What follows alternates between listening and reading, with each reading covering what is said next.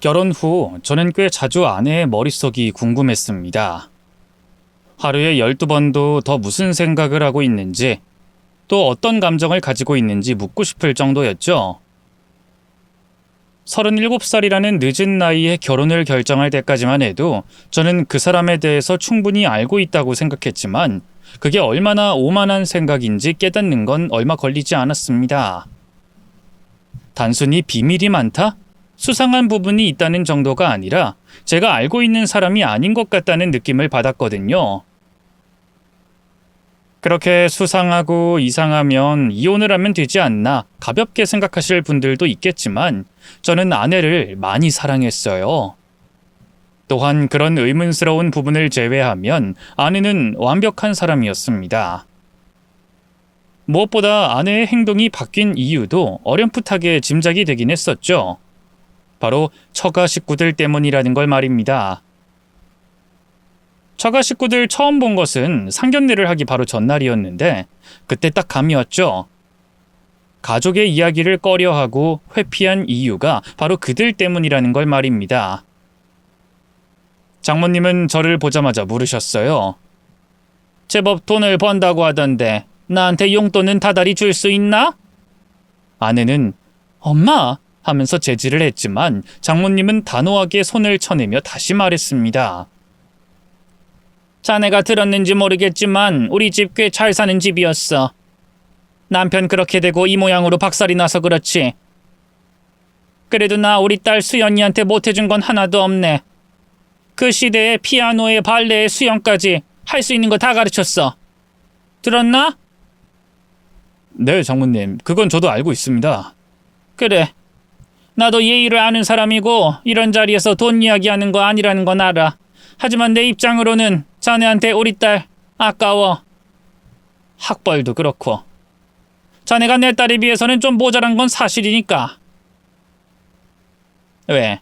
내가 너무 솔직해서 좀 그런가? 아닙니다. 맞죠. 맞는 말이죠. 제가 수연이에 비해서 많이 모자란 것도 알고요. 그래. 그래서 자네 능력 하나 보고 딸 결혼시키려는 거니까 너무 나쁘다고 생각 말았으면 해. 내숭 떨고 처음엔 아닌 척하는 것보다는 확실히 해둬야 이 결혼을 진행시킬 수 있겠다는 말이기도 하고. 무슨 뜻인지 알지? 그럼요, 알죠. 다달이 200만 원 정도면 어떠실까요? 제 제안이 딱히 마음에 들지 않는지 장모님은 손가락을 3개 드시더군요. 300. 그 이하는 안 돼. 명절이랑 내 생일이 있는 달에는 더 올려서 주면 좋겠고. 300만 원 알겠습니다. 그렇게 하죠. 제 입장에서 그것은 모욕적이긴 했습니다. 시장에서 물건을 흥정하는 듯한 태도는 확실히 문제가 있었죠. 하지만 그때는 오히려 그 모습 때문에 결혼을 결심했었어요. 그날 오열을 하며 우는 아내가 그간 어떤 취급을 받았는지 짐작이 되었기 때문이었습니다. 이건 저와 처음 만났을 때도 비슷했어요. 비가 많이 오던 날 한 동물병원에서 마주치게 되었는데 죽어가는 길고양이를 데리고 안으로 들어왔던 게 바로 제 아내였죠. 그곳에서 처음 대화를 나누었고 다시 그 병원에서 우연히 보게 되었을 때부터 저는 적극적으로 구애를 했습니다. 하지만 아내는 저를 계속 밀어냈어요. 제가 싫어서가 아니라 제가 좋아서 만날 수 없다고 했죠. 당연히 저는 이해하지 못하고 물었습니다. 좋아서 만나지 못한다는 건 무슨 말입니까? 좋아하는 사람한테 버림받으면 더 아프니까요. 저는 결혼은 좋아하지 않는 사람이랑 할 생각이에요. 이왕이면 아예 결혼하기 싫고 가벼운 연애는 더더욱 할 생각도 없고요. 그러니까 저한테 이러지 마세요. 제가 더 잘하겠습니다. 저 머리 나쁩니다. 그래서 지금 무슨 말 하는지 모르겠습니다. 그냥 좋아하면 안 됩니까? 만나보고 판단해 주시면 안 되는 겁니까? 제가 쫓아다닌 게 1년이었는데 그 이후에 연애를 할 때 저는 확신했어요. 이 사람이랑 무조건 결혼해야겠다라고 말입니다. 아내는 정말로 좋은 사람이었어요. 여자로서 매력도 있었지만 인간적으로는 존경할 만한 사람이었죠. 독하다고 해야 할지 부지런하다고 해야 할지 모를 정도로 일에 몰두하는 사람이었고 자기 관리도 엄청났습니다.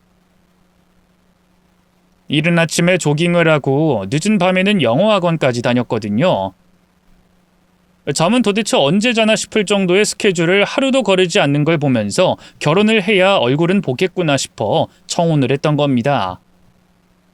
그리고 결혼 이야기가 나오자 그간 그 사람이 왜 그렇게 살았는지 알게 된 거였죠. 아빠는 사업을 하셨었어. 엄마는 전업주부였고. 나한테 거는 기대는 컸지. 엄마 말처럼 혜택을 다 받으면서 자랐지만 엄마한테는 그게 인형놀이랑 비슷했던 것 같아. 어릴 때부터 공부, 운동, 식단 관리까지 받으면서 자라야 했으니까. 힘들었겠다. 왜 말 안 했어? 솔직히 직접 봐야 날 포기할 것 같았거든. 저런 엄마, 그리고 사업이 망하면서 극단적인 선택을 한 아빠. 최악이긴 하잖아.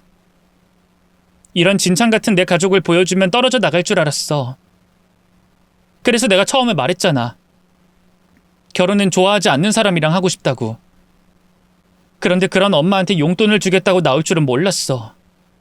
지금이라도 생각 바꿔.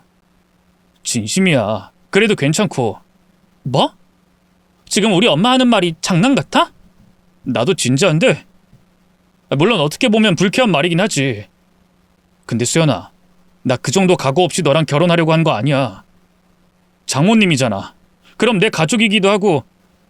이런 말 뭐하긴 하지만 나 돈 여유 있게 벌고 있어. 그러니 큰 문제가 될 것도 아니고. 하지만 언젠가는 싫어질 거야. 그리고 날 버리겠지. 안 버려. 나 수연이 너 절대로 안 버려. 그리고 장모님 보면서 느꼈어. 누구보다 그 집에서 나오고 싶은 사람이 너잖아. 나라도 그랬을 테니까. 제 말에 수연이는 눈물을 흘리며 소리를 쳤습니다. 맞아. 진짜 너무 끔찍해. 근데 내가 지옥에 산다고 오빠까지 끌고 들어오긴 싫다고. 이용하는 기분이 들어서 정말로 싫단 말이야. 날 이용한다고 생각해. 그럼 나도 기꺼이 이용당해 줄 테니까. 그리고 지옥이면 뭐 어때? 너랑 같이 있는데. 그거면 되는 거야. 그 사람을 설득하고 또 설득해서 다행히 결혼은 순조롭게 진행되었습니다. 결혼 이후부터 약속했던 금액을 보냈고 그렇게 하니 장모님이 아내를 찾는 일도 줄었죠. 그리고 바로 얼마 후에 아내는 제게 생애 처음으로 선물이라는 걸 주며 말했습니다. 내 월급으로 처음 샀어. 그리고 어머님 것도 같이 샀고. 내가 이런 걸 하게 될 수 있을진 몰랐는데 당신한테 정말 감사해.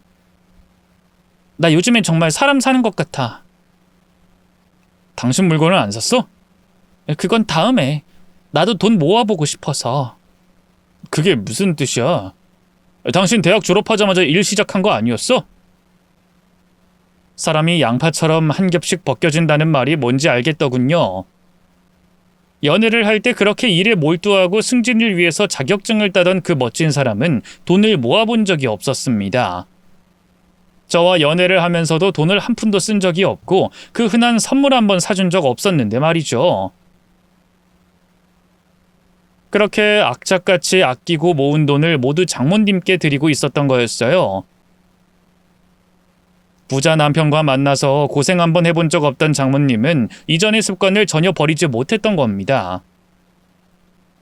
그때서야 모든 퍼즐이 완벽하게 맞춰진 거였죠. 딸의 값을 매기고 판매하듯 흥정하던 이유를 말이에요. 그땐 솔직히 장모님이 짜증나고 아내가 답답하게 느껴졌지만 저는 티는 내지 않았습니다. 장모님에게 돈을 주는 날마다 제 눈치를 살피는 게 마음이 아팠거든요. 물론 그게 아니라고 해도 아내는 저와 어머니에게 굉장히 잘했습니다. 수연이한테 잘해라. 요즘 내가 친구들 앞에서 얼마나 며느리 칭찬을 듣는 줄 아니? 요리도 못하는 게 없고 싹싹하고 바르고. 내가 며느리 복은 끝내준다고 다들 부러워 죽어.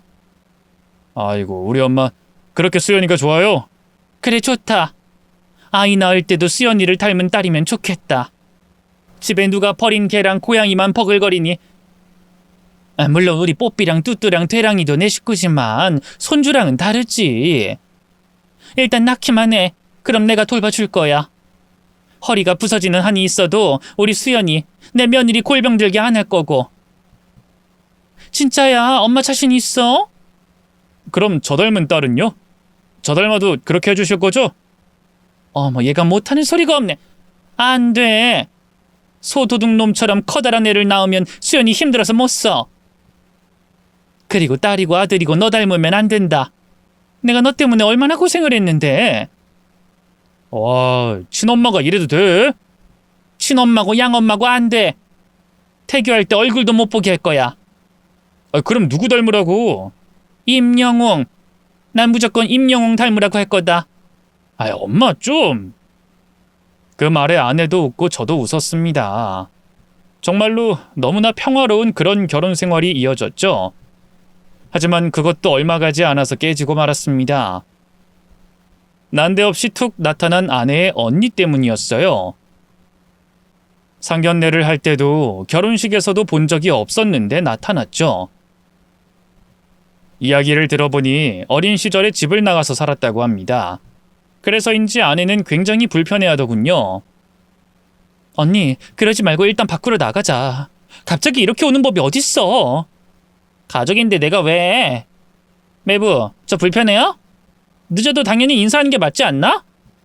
저는 그 말에 당황해서 대답했죠. 네, 그렇죠, 처형. 편하게 있으셔도 됩니다. 알았어요. 내가 또 그런 말은 사양은 안 하는 편이라.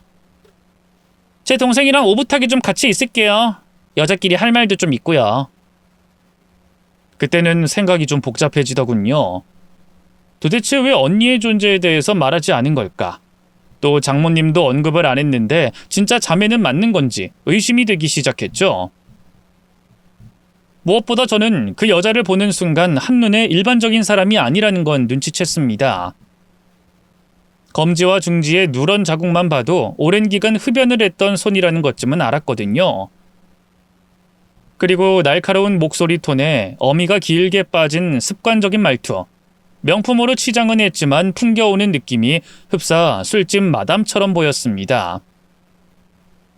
설령 그렇다고 저는 그걸 흠으로 잡을 생각은 없었어요. 매번 새로운 걸 알게 되고 그간 아내가 말을 하지 않아도 크게 나무란 적도 없었죠. 이유는 하나였습니다. 저 역시도 숨기는 과거가 있었기 때문이었죠. 사실 어린 시절 저는 운동을 했었습니다. 야구를 했죠. 꿈이 있었다거나 운동을 좋아하지 않았던 제가 야구를 하게 된 것은 돈 때문이었어요. 저희 집은 찢어지게 가난했는데 학교 선생님이 제 덩치를 보고 제안을 했던 거였죠. 관심도 없던 종목이었는데 장학금을 준다는 말에 덜컥 시작한 운동이었습니다. 다행히 나름 소질은 있었어요. 씨름부에서도 탐낼 정도로 큰 덩치와 힘, 그리고 달리기도 빨랐으니까 말입니다. 문제는 고등학교 졸업을 1년 앞두고 생긴 손목 터널 증후군이었습니다. 이는 손목의 정중신경이 눌려서 발생하는데 손목을 자주 사용하는 스포츠 선수에게는 치명적일 수 있는 질환입니다. 특히나 적절한 치료 시기를 놓치게 되면 손목의 기능에 이상이 생기게 되죠. 당연히 돈 때문에 운동을 시작한 제가 손목 좀 불편하다고 바로 병원을 가진 않았으니 돌이키긴 너무 늦어버린 겁니다. 그렇게 선수 생명이 끝이 나고 방황을 하던 차에 학교 선배가 제안을 하더군요.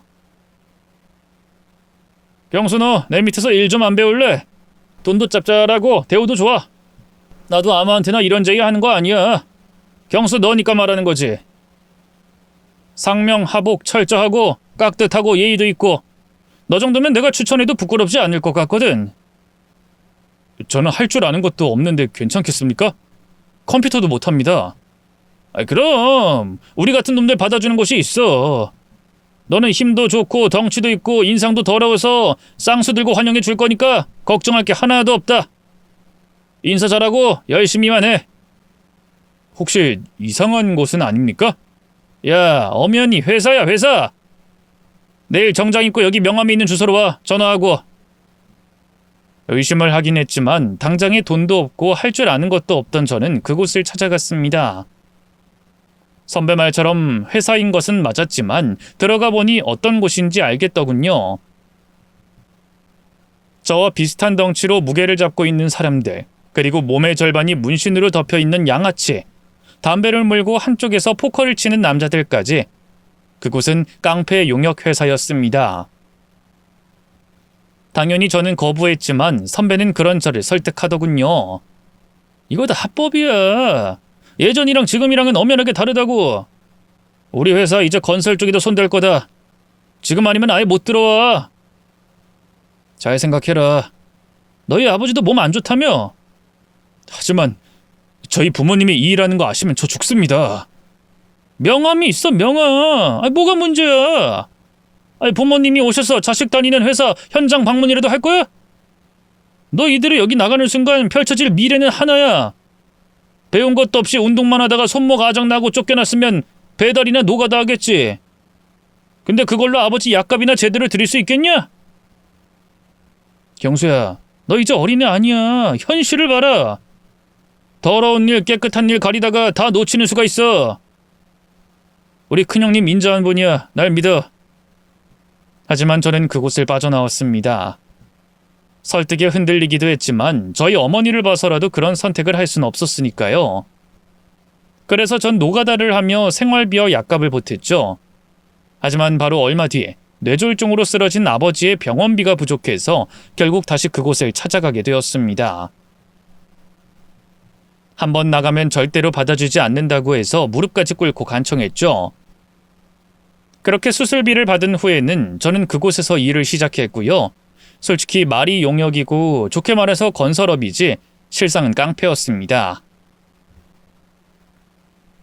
쉽게 말해서 땅 부지를 사들이고 그 위에 건물을 올리는데 알박기로 버티는 사람들을 쫓아내는 일을 저희가 맡아서 하는 거였죠. 물론 저는 소질이 전혀 없었습니다. 막내는 네가 데리고 왔다고? 네, 큰형님. 제 고등학교 후배입니다. 애가 가다는 나오는데 뭐 저렇게 어리 빠져 있어.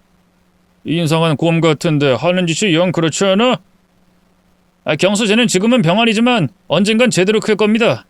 못해도 독수리까지는 갈 거라 장담합니다. 큰형님, 제 주먹도 세고 의리도 있고 우직합니다. 아직 적응 중이라 그럴 겁니다. 그래, 두고 보지. 그리고 몇 년 후, 제 별명은 병아리가 되었습니다. 가끔 병든 닭이라고도 부르기도 하더군요. 얼굴만 보면 조폭의 표본처럼 보이는데 속은 그렇지가 않았던 겁니다. 일단 저는 작고 귀여운 동물, 아이들에겐 너무 약했어요. 남의 집에 들어가서 깽판을 칠 때도 문제가 생겼죠. 때문에 조직원들과도 마찰이 있었는데 제가 또 몸싸움은 밀리지 않아서 큰형님에게는 골칫거리로 전락하고 말았습니다. 특히나 제 밑으로 들어온 후배들의 불만이 끝이 없었죠. 큰형님, 경수 형님이랑 같이 일 못하겠습니다. 솔직히 여기에 경수 형님이랑 싸우려고 들어온 건 아니지 않습니까? 일하러 가면 경수 형님이랑 사람들이랑 편을 먹고 공격을 해요. 큰형님은 두통이 오는 듯 인상을 쓰며 저를 노려봤습니다. 병아리, 너 또 그랬냐? 왜? 이번엔 뭐가 거슬려서? 그게 제가 개밥그릇을 쳐서 강아지가 밥그릇에 맞기도 했고. 그니까 까마득한 후배보다 개랑 개 밥그릇이 더 중요했다 이 말이냐? 그래서 네 후배를 저렇게 피떡이 되도록 때렸고. 예. 그래, 잘했다. 넌 그럴 수 있지. 그러자 후배가 억울해하며 따졌죠. 하지만 큰형님은 그 후배를 내보냈고 저와 독대를 했습니다. 늘 비슷한 일이 반복되었지만 큰형님은 늘 제 편을 들어주셨어요. 경수, 너 진짜 이럴 거야? 요즘 아래 위할 것 없이 불만이 많아. 적당히 맞춰줄 수 없어? 네, 저도 노력은 하는데 죄송합니다. 아이고 두야. 너도 알지? 내가 너 안 쫓아내고 지금까지 데리고 있던 이유. 네, 알고 있습니다. 나 너 끝까지 데리고 가고 싶다. 우리 회사도 꽤 커졌고 앞으로 너한테 현장 일 안 맡길 거야. 그래서 내가 너 데리고 가려고 더 애를 쓰는 거고. 너가 떳떳한 일 하고 싶어 하니까 나도 조바심에 일을 서두르고 있는데 네가 조금만 참고 못 본 척 못 들은 척 넘기면 안 되냐? 큰형님이 제게 그렇게까지 하는 건 이유가 있었어요. 조직에 들어와서 일을 하던 와중에 아버지가 끝내 돌아가셨습니다. 수술도 잘 끝나서 괜찮아지셨는데 갑작스러운 심장마비로 그렇게 가셨죠. 그때 큰형님이 저를 많이 배려해 주셨고요. 하기 싫은 일을 묵묵히 버틴 것도 은혜를 갚기 위해서였습니다. 그러다가 큰형님이 다른 조직과의 싸움에서 크게 다쳤는데 제가 큰형님을 업은 상태로 병원까지 내달려 목숨을 구하게 되었죠. 피를 흘리는 사람을 보고 택시는 승차를 거부했고 저희가 타고 온 차는 박살이 나 있었기에 제가 내리 달린 겁니다. 그런 이유로 큰형님이 제 편의와 고집을 넘어가고 있었던 거였어요. 하지만 저도 큰형님도 알고 있었습니다. 우리가 끝까지 함께 가는 일이 없을 거라는 걸 말이에요. 거기에 더해 어머니가 제가 하는 일의 실체를 알게 되었던 겁니다. 너 내가 깡패 새끼야라고 튼튼하게 잘 나온 줄 알아? 감히 네가 날 속여? 엄마 진짜 그런 거 아니에요. 아니긴 뭐가 아니야. 동네 사람들이 너 그러고 다니는 거 봤다는데. 형님 하며 쫓아다니는 덩치들이 한 트럭이라며. 건설회사라며. 엄마를 어떻게 그렇게 감쪽같이 속여? 엄마 그냥 똑같은 일이야. 일? 사람들 괴롭히는 게 일? 너 저번에 다쳐서 병원 간 것도 그 일 때문인 거지, 맞지? 멀쩡히 일하는 사람이 어디 가서 그렇게 맞아서 오겠어, 맞지? 망할 놈, 못난 놈. 다른 사람은 몰라도 너는 내가 의심조차 못했어. 깡패? 네가 무슨 깡패를 해? 길가에 핀 꽃 하나 밟는 게 싫어서 빙 돌아서 다니는 너 같은 놈이. 당장 그만둬. 엄마 죽는 꼴 볼 거야? 그만두는 건 못해. 내가 받은 게 있는데. 여기 이 집 전세금, 아버지 수술비도. 더러운 돈 받아서 아빠가 퍽이나 위해서 행복하겠다. 얼마야? 내가 파출부 일을 해서라도 갚으마. 길바닥에 나앉는 한이 있어도 엄만 너 절대로 그 일 하는 꼴 못 봐. 몰랐으면 모를까. 알았으니 내 눈에 뭐가 들어와도 안 된다. 너희 형님인지 사장인지 엄마가 찾아가서 무릎을 꿇든 멱살을 잡든 너 빼낼 거야. 알았니? 실제로 어머니는 저희 회사에 오셔서 큰형님의 멱살을 잡았고 그 뒤론 식사도 거부하셨어요. 결국 저는 고민 끝에 그곳을 탈퇴하겠다고 했습니다. 애초에 단순한 회사가 아니었기에 탈퇴를 하기 위해서는 생각보다 많은 용기가 필요했기에 각오한 거였죠. 정말로 후회 없겠냐? 칼밥 먹고 사는 사람들 다른 일 못해. 아무리 네가 이쪽이랑 결이 안 맞아도 그래도 후회할 거다. 돈도 지금처럼 벌써 없을 거고. 이제 너 현장도 안 보내잖냐? 그냥 눈 딱 감고 내 옆에 있는 것도 힘들다는 이 말이야? 죄송합니다. 그래, 어쩔 수 없지. 대신 너 여기 나가서 비슷한 일 하면 가만 안 둘 거다. 알지? 당연히 알고 있습니다. 정말 죄송합니다. 너 때문이 아니야. 그때 멱살 잡힌 게 아직도 목이 얼얼하다. 너보단 너희 어머니가 여기 생활이랑 잘 맞을지도 모르겠던데. 네, 엄마가 힘이 장사십니다.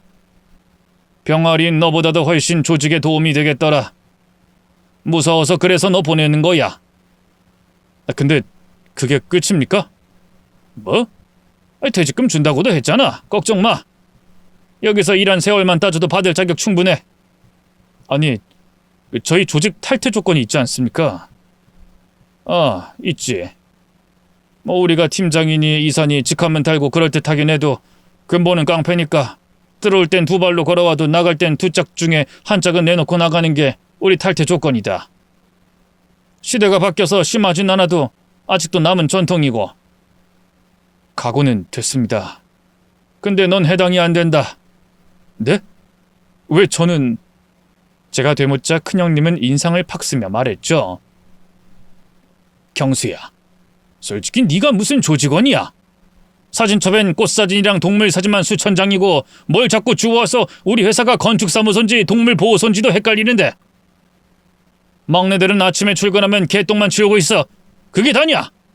매번 같은 편인 애들이랑 드자비하고 다른 사람들이랑 편먹고 같이 시위를 하고. 그래서 너 나간다고 하면 다들 좋아서 죽을 텐데 그런 놈 다리까지 박살내라고? 아서라. 압니다. 그래도 다른 식구들이 불만이 생길 겁니다. 큰형님도 아시잖아요. 보통은 그렇지. 근데 아무도 너한텐 그런 불만 안 가진다. 만약에 누가 네 다리는 왜 멀쩡하냐고 하잖아. 그럼 탈퇴 안 하고 현장 뛰겠다고 해라. 다들 입 닥치고 죄송하다고 나가만 달라고 할 테니까. 그리고 우리 식구들 양아치 같은 놈들 중에도 너한테 그런 짓 하겠다는 놈 없을 거다. 너 가는 길에 꽃을 못 뿌려도 응원해줄 놈들은 넘쳐. 알지? 그 말을 듣는데 눈물이 나더군요. 저 때문에 정말 죄송합니다. 감사했습니다. 울지 마라. 내 목숨 살린 게 너야. 병아리, 넌 적어도 나한텐 독수리였어. 고마웠다. 내가 평생 그 은혜는 가슴에 간직할 거다. 도움 필요할 때 딱 한 번은 도와주마. 네, 형님. 최대한 짧게 줄이고 좋은 말들로 포장은 했지만 그곳에서 살았던 제 시간은 지옥이었습니다. 그걸 증명이라도 하듯 등 뒤부터 배까지 봉합한 수술 자국도 많았죠. 누군가가 휘두른 칼에 베이고 녹슨 못에 찔린 탓이었어요. 거친 말투와 상스러운 욕설, 무엇보다 상종도 하기 싫은 범죄자들이 넘치는 곳이 바로 그곳이었습니다. 그런 사람들 사이에 나 혼자 고고했노라 말할 순 없죠. 물과 기름처럼 섞이지 않아도 늘 맞닿아 있었기에 저는 그 과거를 지우기 위해 많은 노력을 해야 했고요.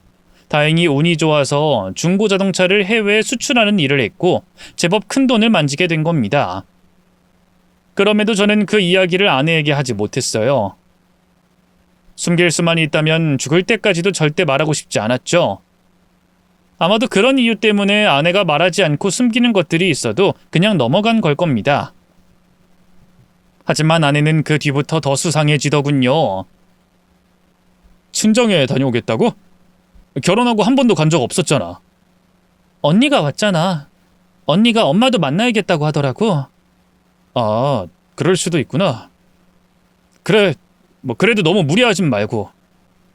그래서 말인데, 혹시 말이야, 돈 좀 줄 수 있을까? 얼마나? 1,000만 원 정도.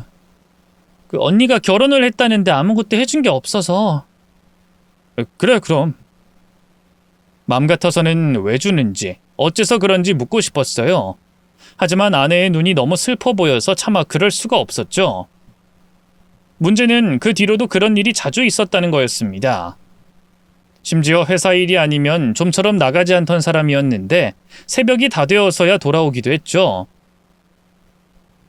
또 밤이고 낮이고 가리지 않고 처형에게 전화가 왔었는데 그럴 때마다 아내의 표정은 너무나 어두웠습니다.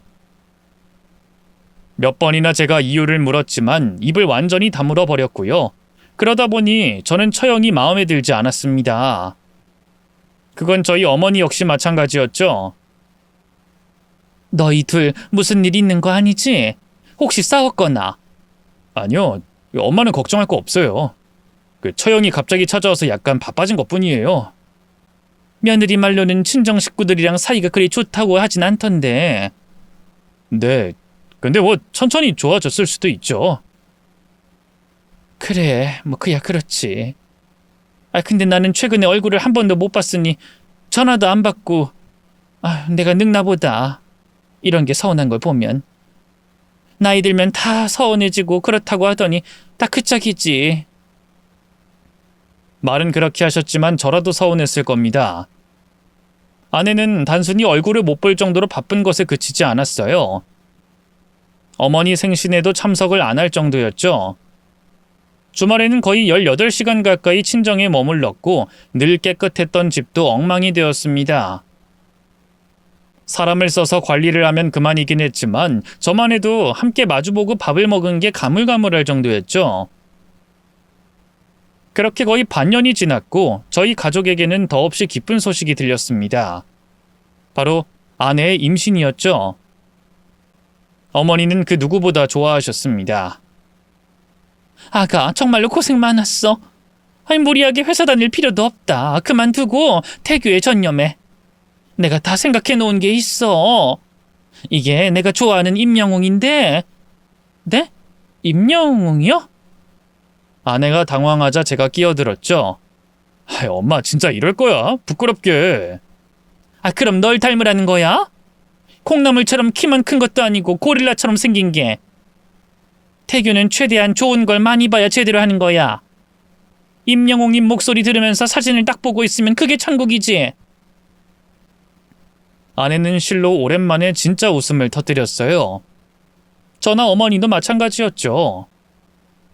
이제 아이까지 함께 있게 되면 더없이 행복한 가족이 되리라 믿었습니다. 그러나 임신 이후 아내의 행동은 이전보다 더 심하게 바뀌었죠. 회사 일도 무리하게 했고 일이 끝나면 처형과 함께 친정으로 가는 일이 대부분이었습니다. 결국 저 역시도 참지 못하고 따졌어요. 아이 생각해서라도 무리하지 말라고 했잖아. 근데 야근에 그것도 모자라서 매번 친정에 가? 요즘 당신 이전보다 더 말랐어. 밥은 제대로 먹긴 하는 거야? 우리 아이 생각은 하긴 하냐고. 도대체 왜 그러는 건데? 내가 답답해서 그래. 그냥 좀 예민하고 힘들어서 그래. 별거 아니야. 그냥? 내가 얼마나 참다가 말하는 건데 왜 설명을 제대로 안 해? 무슨 설명? 내가 무슨 설명을 해야 하는데? 그냥 좀 넘어가면 안 돼? 연애할 땐 가족 이야기를 안 했어. 그런데 결혼한 후에는 언니 이야기도 안 했지. 그때도 내가 그냥 넘어갔지만 앞으로는 그럴 수 없어. 단순히 우리 둘의 문제를 넘어섰으니까. 아이 건강도 생각은 해야 될 거 아니야. 그러니까 자세하게 설명을 해. 뭘 더 어떻게 설명을 하라는 거야? 친정에 갔어. 그게 전부야. 결혼하면 남의 집 귀신이라도 되어야 한다고 말하고 싶은 건가? 당신 그런 사람이었어? 우린 부부야. 솔직히 이상하잖아. 꼭 요즘 결혼 전 당신을 보는 것 같아. 아니 그것보다 더 심해. 매번 쫓기는 것 같고 날카로워져 있고. 혹시 처형 때문이야? 그래? 우리 언니 이야기가 왜 나와? 언니한텐 아무 소리도 하지 마. 여보, 내가 이 정도도 말 못해? 그래, 말할 자격 충분하지. 우리 엄마한테 매달 거금을 용돈으로 주니까. 지금 그걸로 내 약점이라도 잡았다고 생각해? 아니면 하고 싶은 말이 뭐야? 이전엔 친정에 발걸음조차 하지 않다가 갑자기 이러는 게 이상한 거야? 그래? 그런 말이 아니잖아. 분명 무슨 일이 있는 것 같으니까. 없어. 없다고 하면 없다고 생각하면 되잖아. 지금 날 피곤하게 만드는 건 당신이야. 그냥 날 좀 내버려둬. 심지어 아내는 저희 어머니가 아이를 돌봐주겠다는 것도 거절했습니다. 아이를 임신했다는 걸 알기 전부터 쭉 그런 말을 해왔을 때는 별말 없었는데 장모님이 돌보기로 이야기를 미리 했다면서 말이죠. 저희 어머니는 서운해하긴 했지만 아내를 이해했고 그럭저럭 잘 넘어가긴 했어요. 하지만 그게 끝은 아니었죠. 저를 병원에 데리고 가지도 않는다는 거였습니다. 정기적으로 병원에 가는 날도 처형이 따라왔죠. 그렇게 아내와 처형이 함께 다니기 시작한 것은 처형 역시도 아내와 비슷한 시기에 임신을 했기 때문이었습니다. 한 번은 저도 너무 가고 싶어서 함께 갈 걸 제안했어요. 그런데 처형이 거절했습니다. 매부, 마음은 알겠는데 불편해서 안 오면 좋겠는데? 네? 그래도 저는 이 사람 남편이고 한 번은 가는 게 맞지 않을까요? 제가 불편하면 이번엔 따로 가는 걸로 하고요. 생각보다 고집 있는 편이네. 나 혼자 가라는 말인가? 내 남편은 너무 바빠서 함께 못 가는 건데 이럴 때 동생이랑 같이 가면 좋고. 근데 매부가 끼어들면 어쩌라고? 그래도 아내의 언니인데 배려해주면 좋을 텐데 배운 게 없어서 생각이 짧은가? 마음은 알겠습니다. 하지만 제 아이잖아요. 매번 그렇게 하겠다는 것도 아니고 이번만이라도 가게 해주세요. 아이 상태도 묻고 싶고 초음파도 보고 싶어서 그래요. 휴대폰은 뒀다가 국 끓여 먹어? 보내준다고 영상으로. 됐지? 사람 이상하게 만드는 재주가 있네 매부는. 눈치가 있으면 빠질 때 빠질 줄 알아야지. 안 그래? 정말 답답했습니다. 아내 역시 그때 아무 말도 하지 않고 나가버렸거든요. 저는 처형에 대한 정보도 모르고 그렇다고 형님도 본 적이 없었습니다. 듣기로는 엄청난 부자라고는 하는데 얼굴 한번 본 적이 없었죠.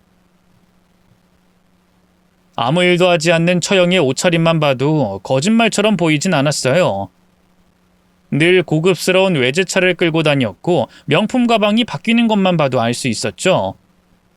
하지만 확실한 것은 처형은 저와 아내가 가까워지는 걸 원하지 않는다는 거였습니다. 누가 봐도 무례하고 저와 아내의 사이가 안 좋아질지도 모를 말들을 아무렇게나 하는 것만 봐도 알 수 있었죠. 마치 네가 그럼 어쩔 건데? 라는 말이 내포된 것처럼 말하고 행동하더군요. 되도록 좋게 지내려고 했기에 참는 건 늘 저였지만 결국엔 터지고 말았습니다. 아내의 출산 예정일을 2주 남긴 어느 날이었어요. 제가 출장을 가야 할 일이 생겨서 걱정이 많이 되었죠. 하지만 아내는 괜찮다고 했고 저는 어머니에게 아내를 부탁했습니다. 그런데 출장에서 돌아오기로 예정되었던 날에 어머니에게 연락을 받게 됐죠. 수연이가 없어졌어. 수연이가요? 왜요? 무슨 일인데요? 잠깐 장 본다고 나갔다가 들어오니 문은 열려있고 그래서 놀라서 들어왔는데 수연이가 안 보이는 거야. 근데 화장실에 가보니 글쎄 애가 양수가 터졌는지 난리가 났더라. 전화도 안 받고 경찰에 신고를 해야 할까? 제가 해볼게요. 제가 전화해 볼 테니까 기다리세요. 혹시나 병원에 혼자서 갔을 수도 있으니까요. 전화해보고 제가 다시 연락드릴게요. 하지만 아내는 전화를 받지 않았습니다. 그래서 혹시나 싶어 장모님에게 연락을 드렸죠. 그랬더니 아내가 출산을 했다고 하더군요. 그런데 병원도 알려주지 않고 나중에 연락하겠다면서 전화를 끊어버렸습니다. 저는 화가 머리끝까지 나서 공항에서 소리를 꽥 지르고 말았죠.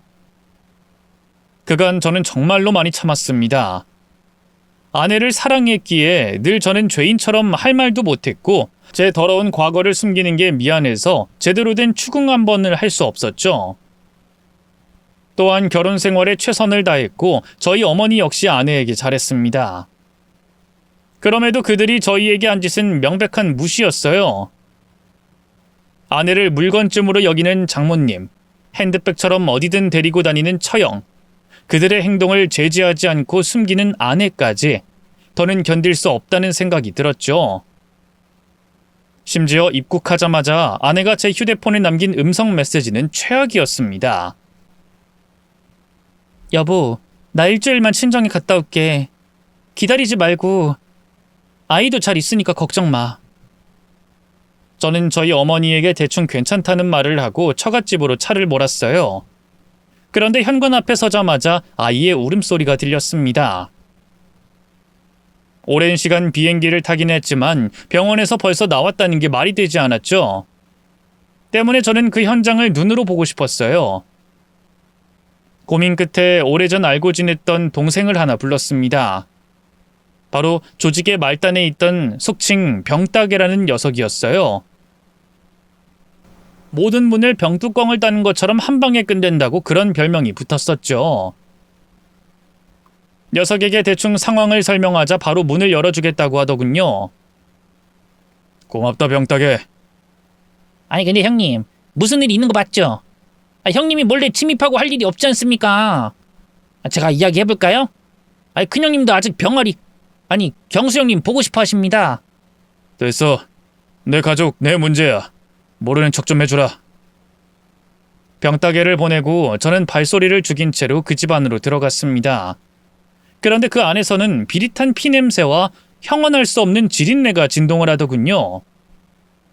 그곳은 거실 하나에 방이 2개 있었는데 한쪽 방문은 꽉 닫힌 상태로 아기 울음소리가 들렸고 처형과 장모님 목소리가 났죠. 그리고 다른 쪽 방은 옷방으로 쓰이는 곳이었는데 그곳에 아내가 누워 있었습니다. 정확히는 기절한 것처럼 보일 정도였죠.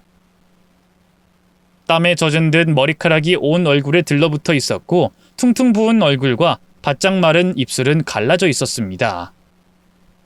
바로 옆에는 헌옷과 피 묻은 수건이 산처럼 쌓여 있었어요.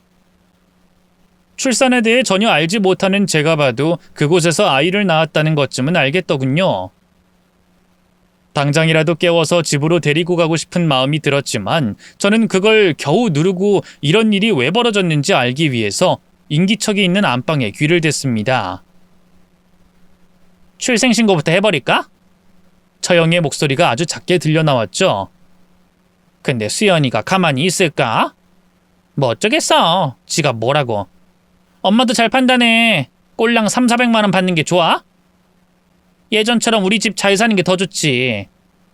우리 남편이 아들만 낳으면 다 해준다고 했어. 이 얼굴도 봐. 누가 봐도 내 자식이라고 해도 믿을 것 같은데. 아이 그렇긴 하지. 아이 그래도 난 좀 그래. 김서방도 가만히 안 있을 거야. 엄마 걱정할 거 없어. 걔 순 맹탕이야. 등치만 크고 얼굴만 그렇게 생겼지 곰이 아니라 곰인형 같은 놈이더라고. 내가 딱 보면 알잖아. 호구 새끼지. 그리고 내가 출생신고만 하겠다는 거잖아. 엄마가 아이 봐준다고 하면 남편도 잘 모를 거고. 아니 누가 빼앗아 간대. 그냥 빌려 쓴다는 거지. 그게 통할까? 아이 부자들은 유전자 검사도 필수라고 그러던데. 아 그거야 내가 적당히 막으면 되는 거고. 걱정 마. 아들이라면 환장할 사람이 우리 남편이거든. 그러니 본처 말고 나 같은 척까지도 드린 거지. 완전 영감이야. 언제 뒤질지도 모를 늑다리. 잘만 속여서 호적에만 올리면 우리 남은 평생 돈 펑펑 쓰고 살 수 있어. 아마 수연이도 은근히 좋을걸? 자기 아들이 유산을 다 물려받을 수도 있는데. 아이 그건 그래. 뭐 돈이 확실하지. 사업은 하다가도 망하는 거고. 우리 아빠처럼? 아이 그래 역시 돈이 최고야. 내가 수연이한테는 잘 말해보마. 아이 근데 거절하면 어쩌니? 아 이러다가 죽도 밥도 안 되면 어쩌냐고. 용돈도 끊길 텐데. 안 되면 나한테 맡겨. 걘 어차피 나한테 절대로 반항 못하니까. 착한 척 순진한 척 하지만 결국 걔랑 나랑 다를 게 없거든. 협박하면 절대 거절 못해.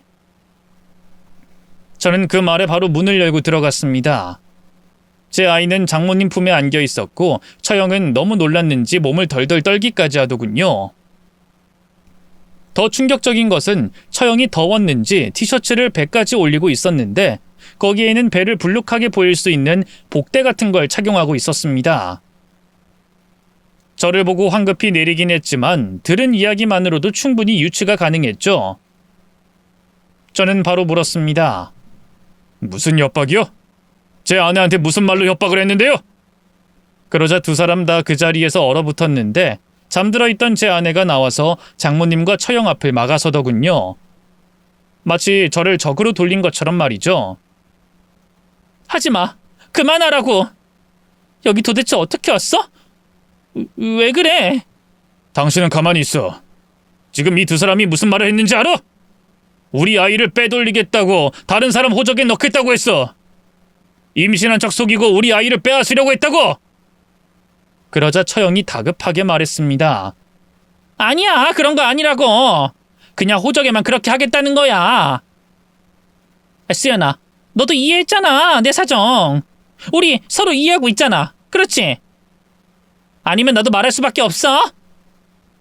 아내의 표정은 실시간으로 바뀌더군요. 제 말에 놀랐다가 처형의 이야기에 표정이 굳었죠. 그 자리에서 저는 아내에게 집으로 돌아가자고 말했지만 아내는 고개를 숙였습니다. 결국 아무것도 얻은 것 없이 그 집에서 쫓겨나야 했고요. 그렇게 제가 다시 찾은 곳은 큰형님이었습니다.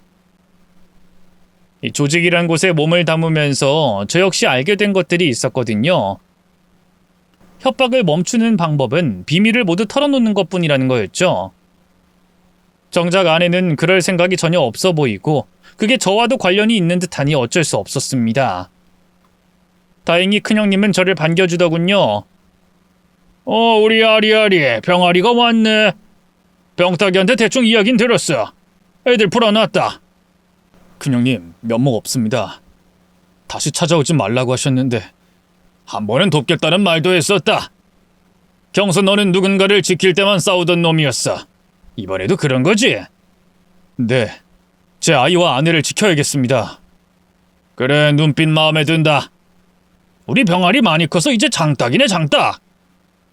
이번엔 우리한테 맡겨. 우리가 싹 다 알아서 해줄 테니까. 거의 10년 만에 찾아간 그곳은 이전과는 많이 달라져 있었습니다. 실제로도 건실한 사업을 꾸리고 있었고 불법적인 일도 전혀 하고 있지 않았죠. 직원들도 보니 이전처럼 힘 좋아 보이고 인상 더러운 사람은 거의 보이지 않았습니다. 싹 물갈이를 한 것 같았죠. 다른 애들은 다 어디 있습니까? 그 현장직에서 뛰는 애들은 그대로고 그 회사에 남은 사람은 몇 없어. 다른 애들은 자기 사업 꾸린다고 여기 떴고. 여기 이제 이력서 내고 면접 보고 들어와야 된다. 그래도 경수 너 왔다고 하면 다들 모일 거다. 우리 애들이 의리는 있어. 그런 일 하는 사람치고 사람 좋고 정 많던 큰형님 덕분인지 뿔뿔이 흩어져 있던 조직원들이 한자리에 모이게 되더군요. 그리고 단 이틀 만에 정보를 알아왔습니다. 생각보다 꽤나 끔찍한 이야기였죠. 가장 의심했던 친자매인지의 여부는 진실이었습니다. 전혀 얼굴도 성격도 다른 두 사람이었지만 같은 배에서 난 것도 맞았고요. 딸에게 유독 잔인했던 장모 역시도 친모는 맞았습니다. 문제가 있다면 그 두 사람이 돈에 미쳤다는 거였죠. 그런 이유로 딸을 제게 넘겼듯이 저와 결혼하기 전에도 그런 일이 있었다는 겁니다. 조직원 중 한 명이 그 남자를 잡아왔죠. 경찰에 당장 신고를 하겠다는 남자에게 상황 설명 후에 이야기를 들었습니다. 그 미친 여자가 또 그랬어요? 장모 그리고 미경인지 뭔지 아는 수연이 언니? 맞죠? 순 날강도 같은 사람들이었어요. 어쨌든 그 여자들 때문에 못 살고 헤어지긴 했죠. 다른 이유도 있었지만요. 다른 이유가 뭔지 알려주세요. 분명 했다고 해놓고 혼인신고를 안 했더라고요. 그걸 제 아이까지 임신했을 때 알게 된 겁니다. 제가 당시 사업이 좀 위태로웠는데 장모가 그걸 알고 혼인신고를 막았던 거죠. 자이든 타이든 어쨌든 나보다 돈 많은 사람 생기면 떠날 준비하는 여자? 아무리 좋아해도 마음이 싹 가시더라고요. 그게 답니다. 그래서 갈라섰고요. 임신? 그럼 그 아이는요? 몰라요. 듣기론 수연이 언니가 어디로 입양을 보냈다고. 그럴 줄 알았죠. 생각해보세요. 장모님은 두 딸이 있어요.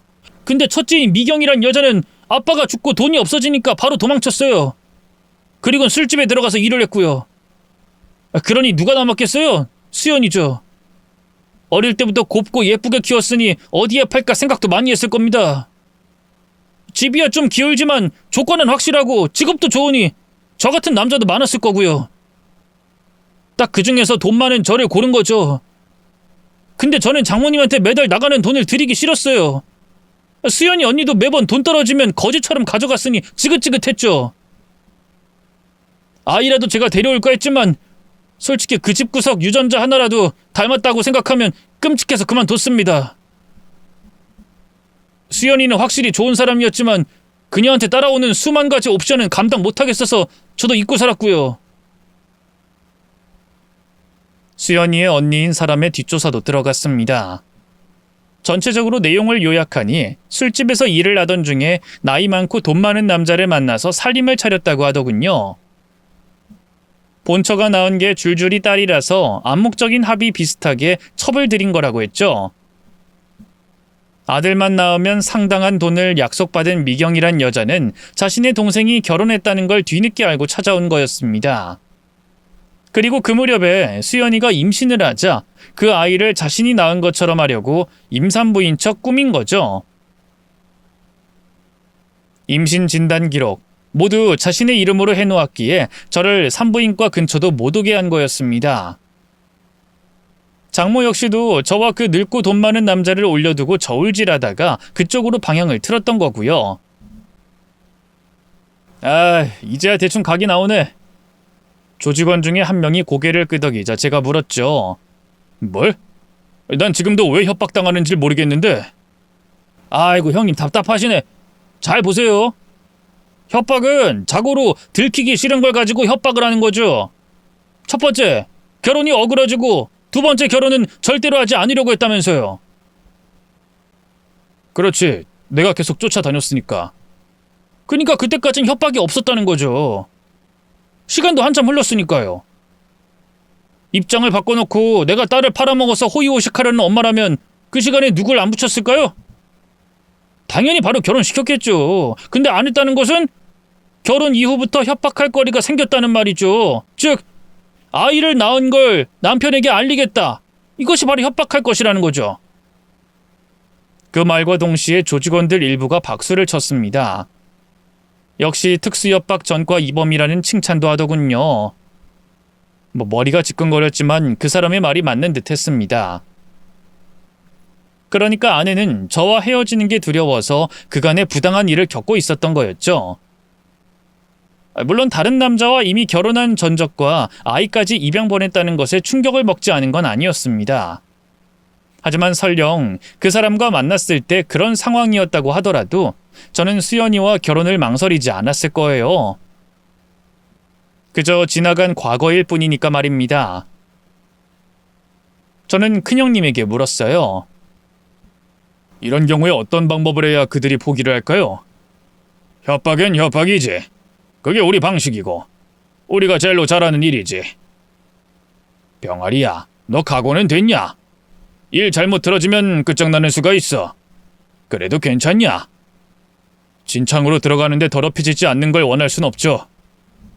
제 말에 큰형님은 박수를 치며 말했죠. 우리 병아리, 여기 나가서 제대로 독수리로 컸구만. 그래, 한번 제대로 해보자. 몸 잘 가꾼 애들이랑 그림 좀 많은 애들로 줄여서 데리고 와라. 그 다음은 일사천리로 진행이 되었습니다.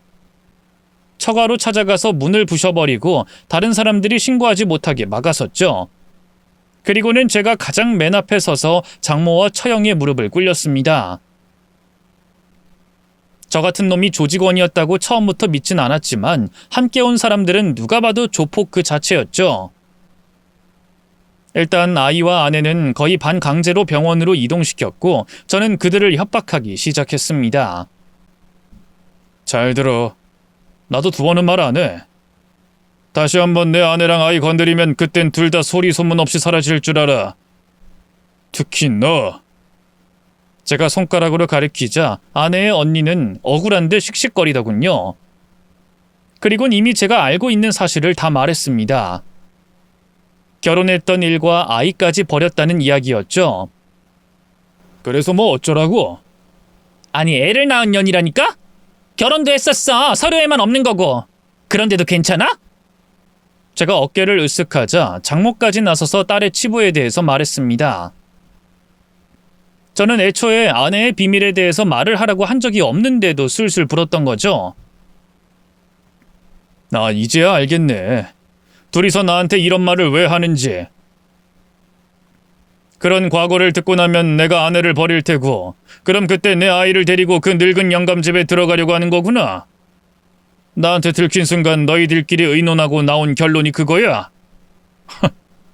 진짜 상종 못할 것들이네.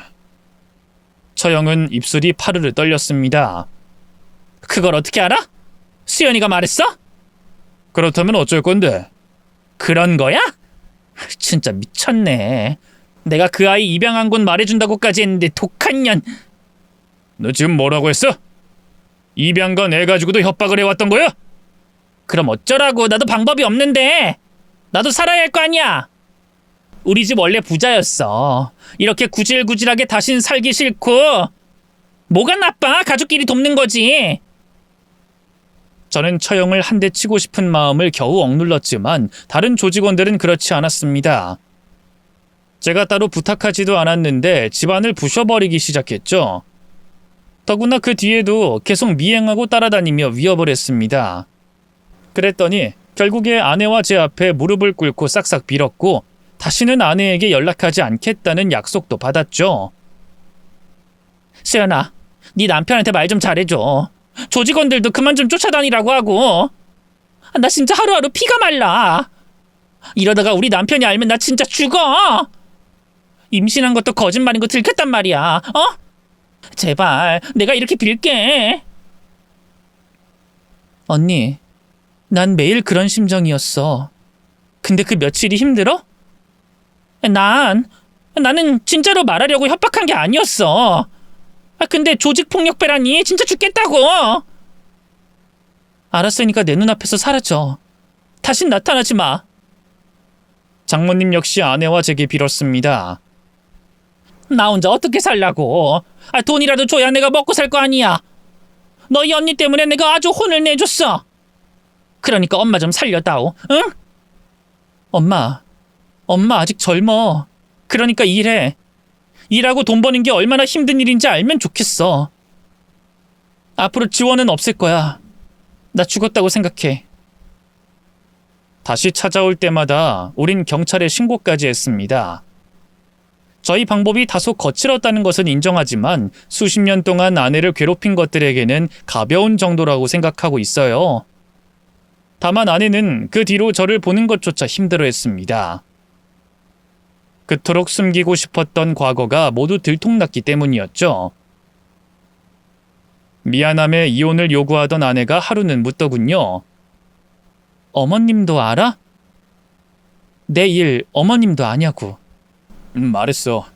아이 낳은 거, 결혼했던 거. 그간 집에서 어떤 취급을 받았는지까지 다. 도대체 왜? 아내는 울면서 고개를 푹 숙였어요. 저는 그런 아내의 얼굴을 들어 눈을 마주쳤죠. 당신 내가 싫어? 나 조직폭력배였어. 사람도 괴롭히고 칼부림도 하는 그런 놈. 협박하고 사람들 갈취했고. 그래서 내가 싫어? 나랑 이혼하고 싶어? 아니, 당신은 그런 사람 아니잖아. 내가 그걸 모르겠어? 집에 들어온 벌레도 안 죽이고 밖에 풀어주는 사람이 뭐? 칼부림? 내가 그걸 믿겠어? 봐, 나도 알아. 당신도 그런 사람 아니라는 거. 그래서 이해해. 그리고 우리 엄마도 그럴 거야. 숨긴다고 행복하면 숨겨도 되는데 그게 아니면 앞으로는 다 말하자. 응? 그때 저희 어머니가 소리 없이 나타나서 제 등짝을 후려 갈겼습니다. 이 깡패 새끼. 아우, 나도 이놈 깡패라는 거 숨긴다고 속을 끓였는데 세아가 넌 모르지? 이놈이 덩치만 믿고 깡패짓 하면서 형님 소리 들었었어. 병아리인지 뭔지 아는 별명도 있고.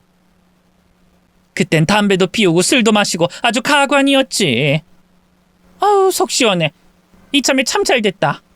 이렇게 털어놓으니까 내가 왜 임영웅님으로 태교하라고 했는지도 말할 수 있고. 이제 수연이 너랑 나 쌤쌤이다. 이 문제는 완전히 끝인 거야. 시마이. 어머닌 아내가 민망할까봐 장난을 섞어 가볍게 말을 했고 아내의 손을 잡아줬죠. 어머님 죄송해요. 정말 죄송해요. 그럼 아이 또 낳으면 그땐 임영웅이 사진 보는 걸로 해. 약속하라고. 아내는 울다가 푹하며 웃더군요. 네, 어머님. 그땐 꼭 약속 드릴게요. 그 일이 있고 다시 일상으로 완전히 돌아오는데 얼마 걸리지 않았습니다. 갓 태어난 아이 때문에 다른 생각을 할 겨를도 없었고요. 잠도 부족하고 새 식구가 매달려도 힘들었죠. 아주 가끔은 제게 미안하다는 말을 하긴 하지만 이제까지 봐왔던 아내의 모습 중에 가장 편안해 보였습니다. 저 역시 모든 걸 털어놓으니 한결 가벼워졌고요. 사람은 누구나 거짓말을 하죠. 난 정말 진실해. 난 솔직해. 이런 말을 하는 사람들도 마찬가지라고 생각해요.